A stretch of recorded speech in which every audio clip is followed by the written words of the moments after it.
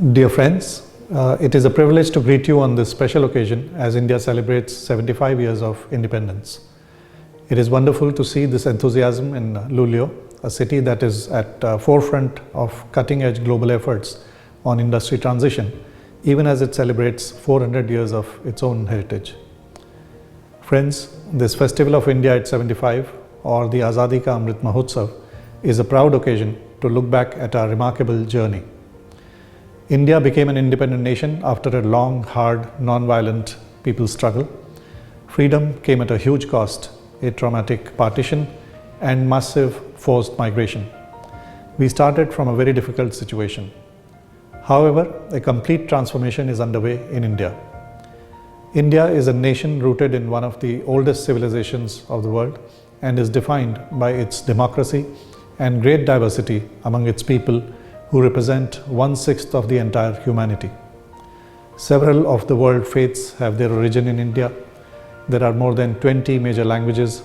There is almost a bewildering variety of Indian cuisines, music, dance, art and cultural traditions.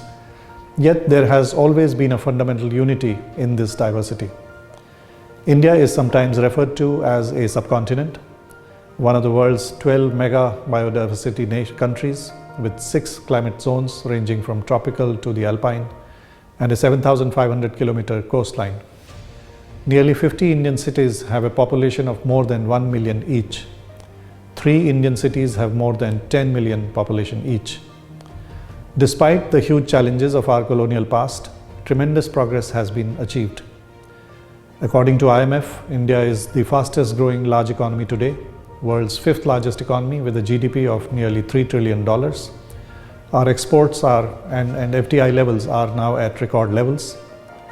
Last year, despite COVID-19, 44 unicorns, startups with more than $1 billion valuation came from India, highest in the world. Today, India is the global leader in real-time digital payments. Mobile data usage in India is the largest in the world. Digital technology is scaling up development at speed. According to World Bank, even during COVID, extreme poverty has declined in India. India produced indigenous COVID vaccine within 11 months. The world's first ever DNA-based vaccine also came from India. India has already administered more than 2 billion doses of COVID vaccines in 18 months' time. India is the first nation whose spacecraft reached Mars orbit in its first attempt, under a team of scientists and engineers led by women. A manned space mission is now being prepared. India is also moving ahead on a deep ocean mission. Today, India has research stations in Arctic, Antarctic and Himalaya, contributing to the global science and research. Indian scientists are also actively engaged in a series of global mega science projects, from thermonuclear reactor ITER to 30-meter telescope or TMT to laser gravitational observatory LIGO. India today manufactures supercomputers to fighter aircraft to aircraft carriers.